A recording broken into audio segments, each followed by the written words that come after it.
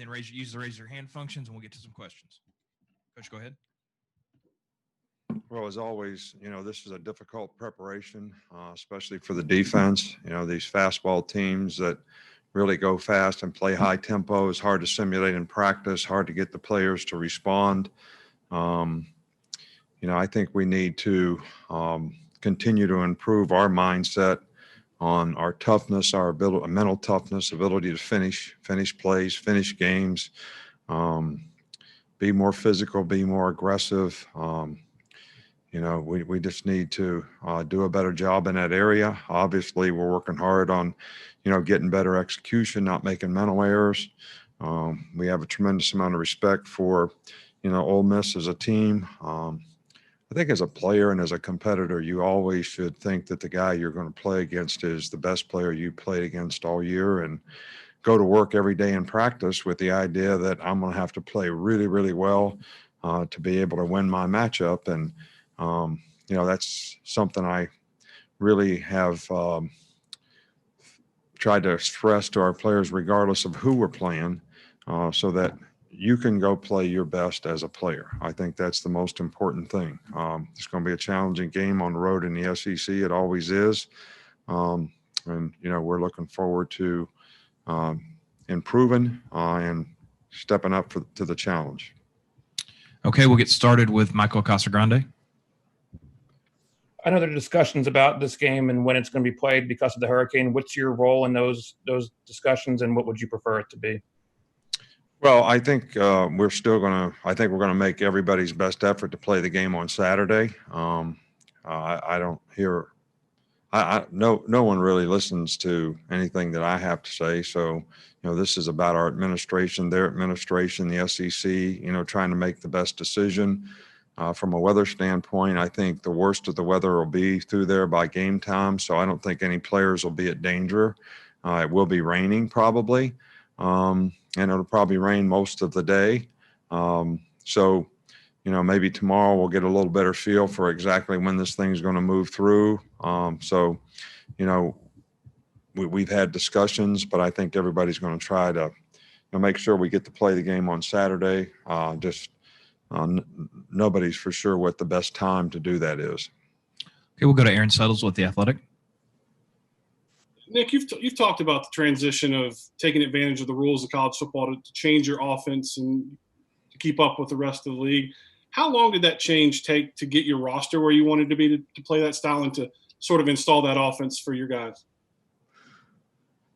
Well, I think once we started to do it, we made, significant progress in doing it. I think when Jalen was here, we've always tried to do what the quarterback could do. So, when he was here, we sort of started this process and did what he could do, and he did a good job of that. And, of course, Tua could operate and do this stuff really, really well. And we had the right players to do it, really great skill guys outside. So I would say that we have made progress through the years, but obviously the last 2 years have been really good for us.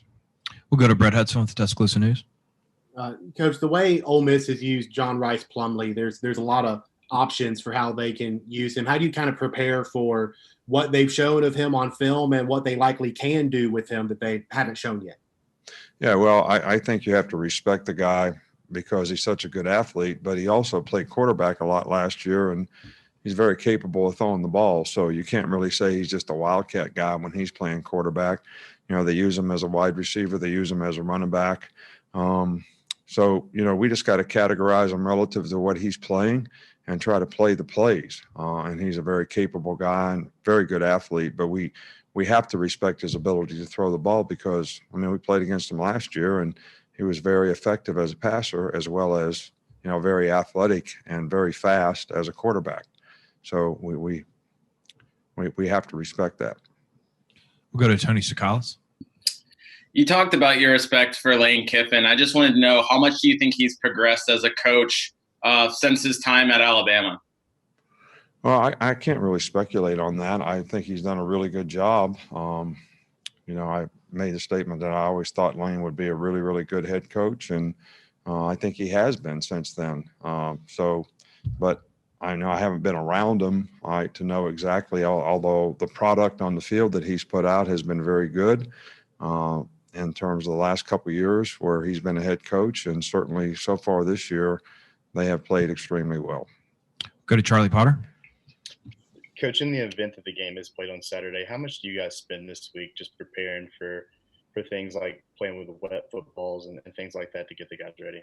Yeah, well, we did everything we did today was with a wet ball. So, we did about half the practice yesterday, wet ball. Today, everybody that handled the ball, it was wet. So that's all we can do to prepare for it. We can't make it rain. So, I think handling the ball is the most important thing, but I also think it's important to have the mindset of getting used to handling the ball so it's not an issue when you play in a game. Okay, we got time for a couple more. We'll go to James Ogletree.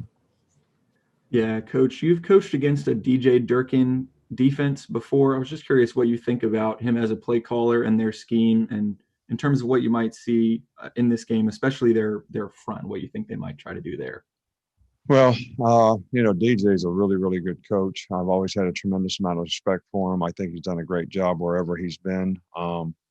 And I would assume that they'll do something a little different, but I know how difficult it is during the season to really, change your scheme a lot relative to the players being able to get enough reps to be able to, play all the plays and do all the things they need to do to adjust. I think it's a little easier to do some of that stuff on third down on a week-to-week basis. So I don't have a really good idea of anything that they would do different. I would say they'd probably move more up front against us like everybody else has. Okay, we'll finish up with Drew Carter. Hey, Coach, we've seen Lane Kiffin kind of poke fun at you a few times. Today he was asked about the Saban versus Kiffin matchup. He said, "We're not playing, but if we did, he couldn't cover me. I'm worried about him because he's elderly." Would you like to respond to that? No, I think he's probably right. I wouldn't disagree with him. I guess what I would ask is when he's my age, what's he going to be like then? I don't know. I mean, it's a little bit of a, disadvantage to be, my age and have had a hip replacement. But, I still pride myself in my ability to cover. I just don't think I could cover him. All right. Thanks, guys. Thanks, Coach. Thank you.